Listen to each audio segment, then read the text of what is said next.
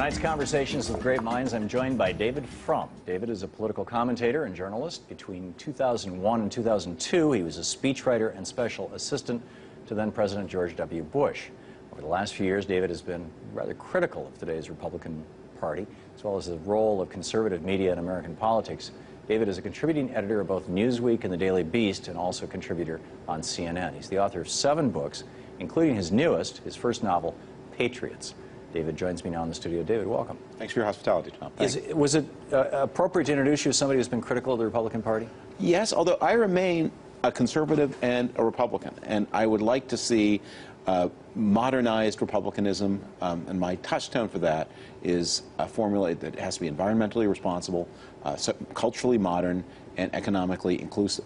But every democracy has a party of the right and of the left. America needs one too, and I'm somebody who believes in market solutions. But you're using the word conservative and the word Republican in ways that I think many people, in fact the majority of probably the entire freshman house, right, would not acknowledge. Right. Well, you're using descriptions that almost sound like Eisenhower. But how this new wave of Republicans have been elected in a moment of national crisis. They've been elected in a moment of high emotion, and they've been elected in a way that has put them inside, I call it an alternative knowledge system, where they've got a specialized set of facts.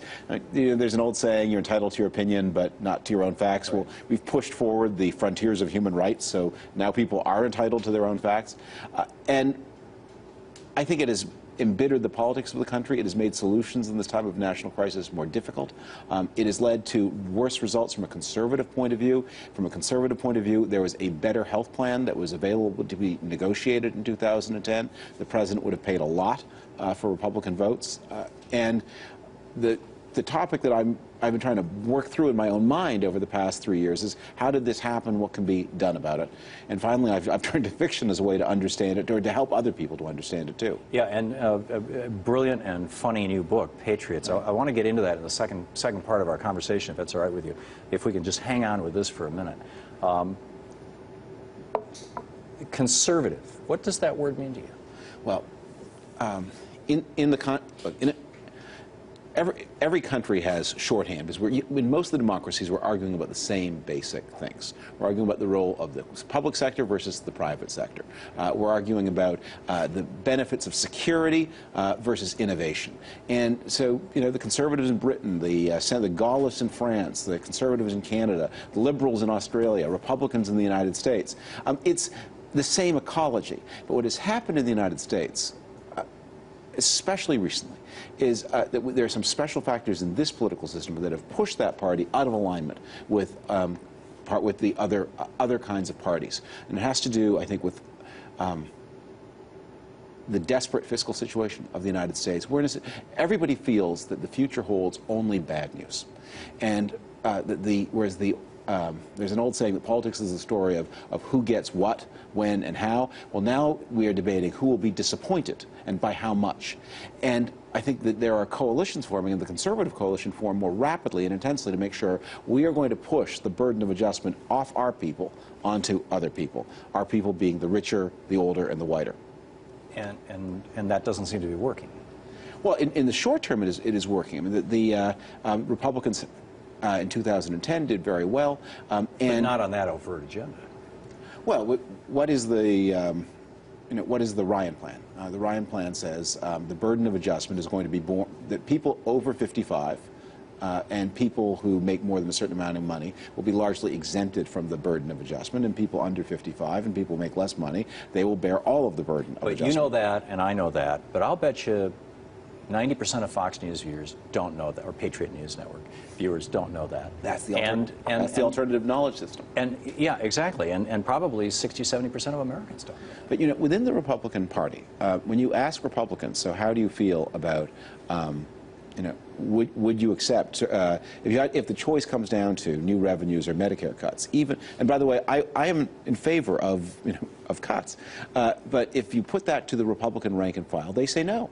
I mean, the Republican Party, not the activist base, people identify, that's a big bunch of people. And they're not going to be that different from the rest of America. They're going to share, when you have overwhelming consensus on things, they're going to share views. And a lot of the story of what has happened in American politics is how relatively small activist groups can capture parties and move them in very extreme directions. But that classical conservative, or that classical Republican, large R Republican, that is probably well reflected by the policies and presidencies of Eisenhower and Nixon, you know, before Nixon went crazy. The Republican of my dad was an Eisenhower Republican, and was very active in the party. And in fact, I went door to door for Barry Goldwater in 1964. I was 13 years old. 3 years later, I was getting arrested in East Lansing in you know, anti-war riots. But that party, you know, Dwight Eisenhower's famous letter to his brother Edgar in 1954. You know, there's this small number of oil millionaires who think that they can do away with Social Security and labor protections. Their number is small and they're stupid. Yeah. That party is, it seems, gone. I mean, well, you have Richard Lugar in Indiana. He's going to get wiped out this way. But that party, one of the things that I see with great foreboding is that, no, that party is there. It's just been, the leadership of the party has become much more radical than the rank and file. And they are taking risks. You know, one of the big differences between liberals and conservatives in America, if you believe people's self-description. Now, most people don't follow politics very closely, and they don't always describe themselves very accurately, but still. About 20% of Americans call themselves liberal, and about 38 and now close to 40% of Americans call themselves conservatives. Now, when you're 20% of the population, you know you're in the minority. It is just so overwhelmingly true. So you know you have to do coalition politics. And so liberals are always ready to make deals with centrist Democrats, because otherwise they'll just lose. When you're 40%, you have this idea, one big push. That's all. It was so close to being the majority in the country. Why compromise? And in recent years, as the fiscal situation has gotten more desperate, and the economic situation, as conservatives have had the non-benefit, but the imagined benefit of these new information systems that give them, you know, their own particular set of facts, that the temptation to take big risks, go for big results, has become stronger and stronger.